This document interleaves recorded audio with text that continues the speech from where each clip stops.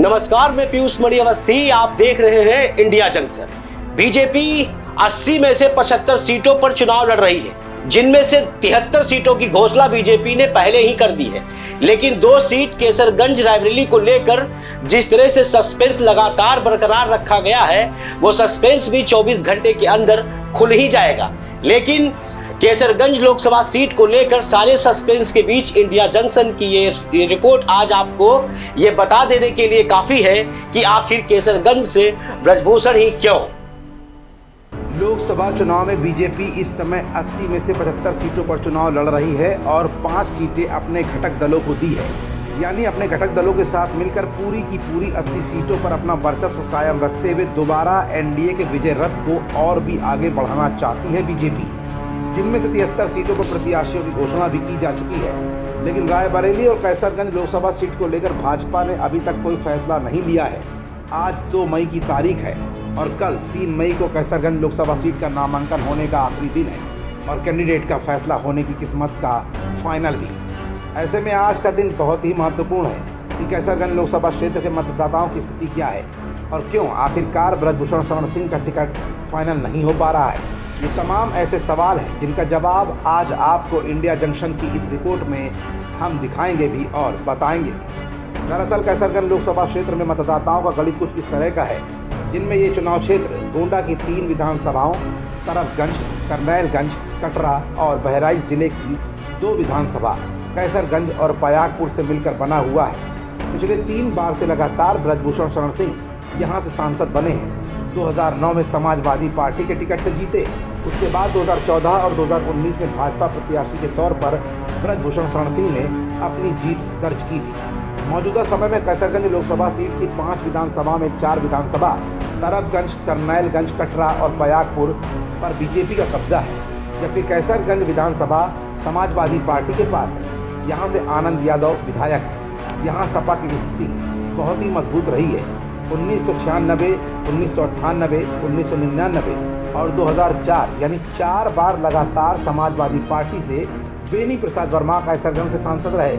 यहाँ कुल मतदाताओं की संख्या करीब 18 लाख है। इसमें ठाकुर और यादव 7% है, जबकि ब्राह्मण करीब 14%, मुसलमानों की अनुमानित संख्या 16% है, तो अनुसूचित जाति के मतदाताओं की संख्या करीब 17% है। कैसरगंज की दिलचस्प स्थिति ये है कि यहाँ पर अभी तक समाजवादी पार्टी ने भी अपने उम्मीदवार की घोषणा नहीं की है। प्रत्याशी के नाम की घोषणा न होने के पीछे की वजह भी तो अब आप जान ही लीजिए, समझ लीजिए और सुन लीजिए। यहाँ पर भाजपा के प्रत्याशी के नाम का इंतजार किया जा रहा है। भाजपा के प्रत्याशी के नाम की घोषणा के बाद ही सामाजिक समीकरण के आधार पर ही समाजवादी पार्टी अपने प्रत्याशी को चुनाव में उतारेगी। राजनीतिक जानकारों का मानना है कि अगर भाजपा ठाकुर समाज से प्रत्याशी देती है तो समाजवादी पार्टी ब्राह्मण प्रत्याशी देने की फिराक में है, और अगर भाजपा ब्राह्मण चेहरा उतारती है तो समाजवादी पार्टी के पास ठाकुर प्रत्याशी भी है। मतलब साफ है कि भाजपा के कैंडिडेट की घोषणा होने के बाद ही समाजवादी पार्टी जातीय समीकरण के आधार पर अपने प्रत्याशी की घोषणा करेगी। लेकिन इन सबके बीच ब्रजभूषण शरण सिंह का संगठन इतना मजबूत आखिरकार क्यों है, तो आप ये भी जान लीजिए। चुनाव प्रबंधन के दौरान ब्रजभूषण शरण सिंह इसलिए भी हमेशा अव्वल रहे हैं क्योंकि पूरे क्षेत्र में ब्रजभूषण शरण सिंह के करीब 55 छोटे बड़े महाविद्यालय हैं, जिसमें 1.5 लाख के करीब स्टूडेंट्स पढ़ते हैं। इनके कॉलेज में पढ़ने वाले छात्र छात्राओं और उनके परिवार सभी धर्मों से आते हैं, जो कि ब्रजभूषण शरण सिंह के लिए एक बहुत बड़ा वोट बैंक के रूप में काम करते हुए हमेशा सपोर्ट में खड़ा रहा है। यही नहीं, हिंदू मुस्लिम से लेकर सभी जाति के लोगों के लिए ब्रजभूषण शरण सिंह हमेशा मदद के लिए आगे बढ़ते रहे हैं, जिससे उनकी छवि एक बाहुबली नेता की बन गई है।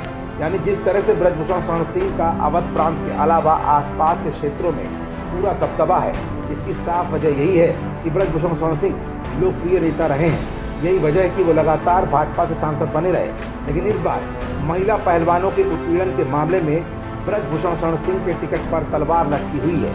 लेकिन आम जनता से मिले हुए सहयोग के आधार पर ये साफ तौर पर कहा जा सकता है कि ब्रजभूषण शरण सिंह का अगर टिकट काटा जाता है तो निश्चित तौर पर उनके किसी खास व्यक्ति को ही टिकट दिया जाएगा, क्योंकि ब्रजभूषण शरण सिंह का चुनावी प्रबंधन और आम जनमानस में उनकी पैठ ये हमेशा से ही साबित करती रही है कि ब्रजभूषण शरण सिंह एक बेहतर उम्मीदवार साबित हो सकते हैं। आज से लेकर कल तक के बीच ब्रजभूषण शरण सिंह पर चल रहे सभी सस्पेंस खत्म हो जाएंगे और ये भी आपके सामने आ ही जाएगा कि आखिरकार ब्रजभूषण सिंह को टिकट क्यों दिया गया, और अगर नहीं भी दिया गया तो क्या जिसको टिकट मिल रहा है उस पर ब्रजभूषण शरण सिंह की छाया है भी या नहीं।